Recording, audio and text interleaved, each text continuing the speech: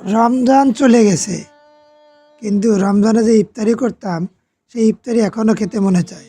কিন্তু এখন তো আর ইফতারি খাওয়া যাবে না, তবে হালকা পাতলা তো ইফতারির মতো নাস্তা করা যায়, তাই না? যাই হোক, তো শুরু করলাম।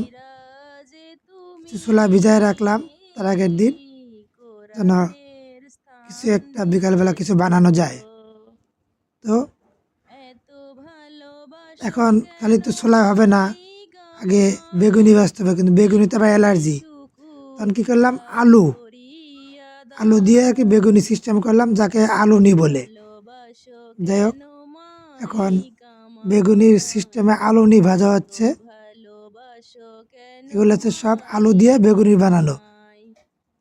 এখন লাগবে হচ্ছে পেঁয়াজি। যাই হোক, এখন ডাউল ভিজানো ছিল, ডাউল বাটা হয়েছে, তাই দিয়ে এখন পেঁয়াজি বানানো হচ্ছে।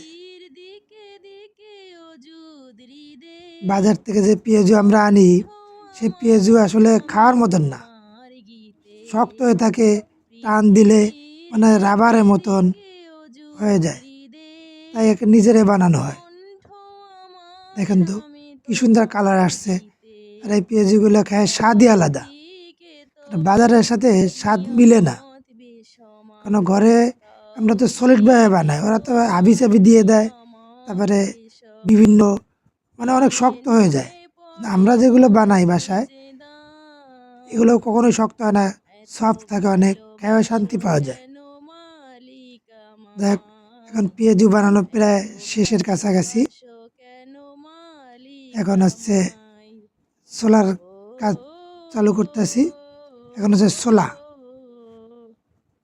আগে পেঁয়াজ, মরিচ, তেল, তারপরে আদা, রসুন,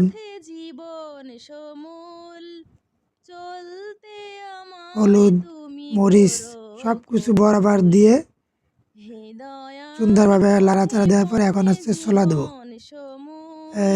সরি, এখন হচ্ছে ধনিয়া গুঁড়া দেওয়ার জন্য, স্বাদ বাড়ানোর জন্য ধনিয়া গুঁড়া দেওয়া হচ্ছে।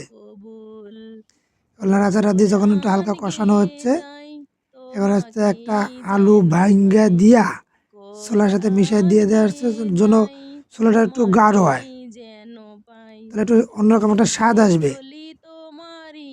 এখন প্রায় হয়ে যাওয়ার কাছাকাছি হয়েছে, এখন নাকি নামিয়ে ফেলবো কিছুক্ষণ পর। এই মুহূর্তে হালকা পানি দিয়ে একটু আর একটু কষায় নেওয়া হচ্ছে, যেন ভালোভাবে সিদ্ধ হয়ে যায়। যাক, অবশেষে সব হয়ে গেছে, আর এখনো প্রায় আজানের টাইম হয়ে আসছে। এই যে আলুনি, পেঁয়াজু, তারপরে ছোলা, আবার ধনিয়া পাতা কুচানো হয়েছে, লেবু কুচানো হয়েছে, কাঁচামরিচ, পেঁয়াজ, শসা। এবার আমি নিজে মাখিয়ে নিচ্ছি সুন্দরভাবে, লবণ আর সরিষার তেল দিয়ে সুন্দরভাবে মাখিয়ে নিচ্ছি। এখন হচ্ছে পেঁয়াজুগুলো ভেঙে দিচ্ছি। পেঁয়াজুগুলো ভেঙে দেওয়ার পরে এরপর দেবো হচ্ছে সেই বিখ্যাত আলুনি, অর্থাৎ বেগুনির পরিবর্তে আলু দিয়ে যা বানানো হয়েছে, তাকে আমি নাম দিয়েছি আলুনি। ভালো করে ভেঙে দেওয়ার পর এখন হচ্ছে ছোলা দেওয়া। ছোলা যা বানানো ছিল সব দিয়ে দিছি, আলাদাভাবে রাখি নাই, কিন্তু পেঁয়াজি আর ওই আলুনি কিছু রেখে দিছি, কেননা এত তো খাওয়া সম্ভব না, কারণ মানুষ হচ্ছে 3 জন। মুড়ি, সামান্য মুড়ি দিয়ে মাখানো হয়েছে, না তো তারপরে অনেক বেশি হয়ে গেছে, 3 জনের এরকম এত খাওয়া সম্ভব না।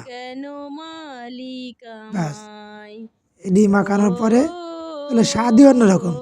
তবে একটা কথা সত্য, রমজান মাসে ইফতারির যে একটা স্বাদ, সেই স্বাদ ইফতারির পরে এই স্বাদ পাওয়া যায় না, কেননা রমজানের ইফতারির স্বাদই আলাদা। দেখ বন্ধুরা, ভিডিওটা কেমন লাগছে, যদি ভিডিওটা ভালো লেগে থাকে তাহলে লাইক এবং শেয়ার করবেন, এবং সবসময় আমাকে সাপোর্ট করবেন, যেন ভালো ভালো ভিডিও আপনাদেরকে উপহার দিতে পারি। সবাইকে ধন্যবাদ, আল্লাহ হাফেজ। তোমার নিয়ামত বেসমান, পেনুয়ে পড়ে মন ছিজে দান।